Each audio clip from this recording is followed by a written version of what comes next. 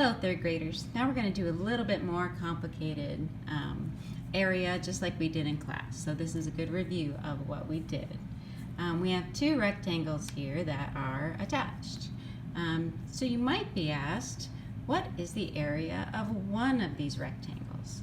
Well, I don't have a side length up here that tells me how long this side length is for just one rectangle. Okay. But I know that this side on a rectangle is equal to this side on a rectangle, and this is one large rectangle, so I can label this 12 centimeters because they're equal. Okay, 10 centimeters on the top I know would be equal to the bottom length because it's a rectangle, so 10 centimeters on the bottom. I still don't know though how to get the area for just one of these rectangles.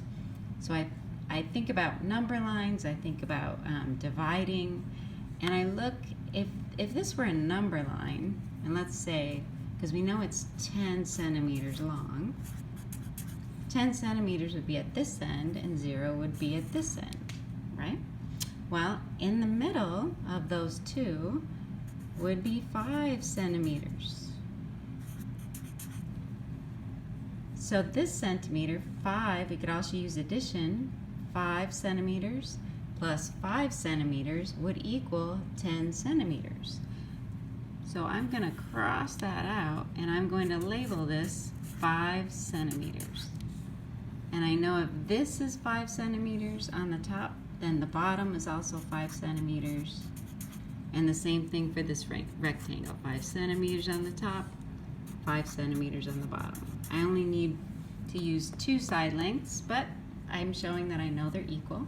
So this is how we can show the area of one of these rectangles. We would write our equation.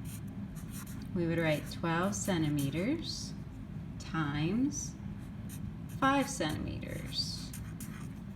Okay, and for this rectangle, we would write, it doesn't matter if I do 5 centimeters times 12 centimeters or 12 centimeters times 5 centimeters.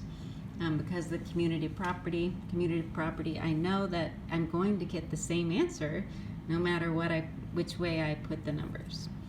So 5 centimeters times 12 centimeters. So now I have an equation for this rectangle, and I have an equation for this rectangle. Well, now I think, well, how can I get the area for the entire shape? I can use this formula or equation, and I'll show you how. I'm going to group my rectangles. So I'm showing by putting parentheses around, this is my first rectangle, and this formula or equation is for my second rectangle.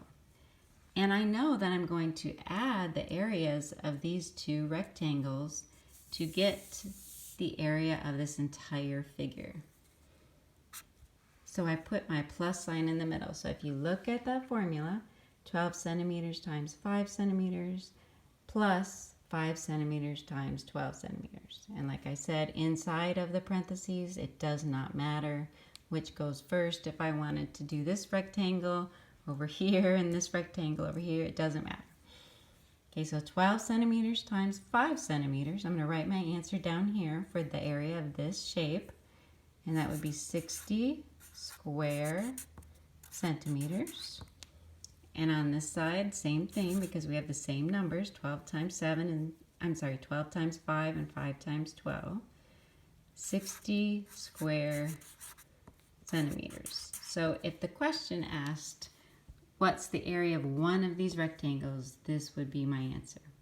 If the question asks, what is the area of both of these rectangles, then I'm going to need to add those two areas together.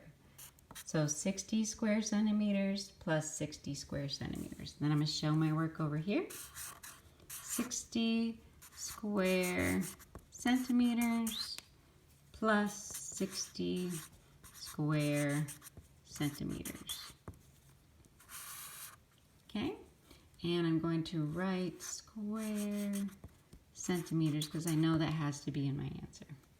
So 0 plus 0 is 0, 6 plus 6 is 12.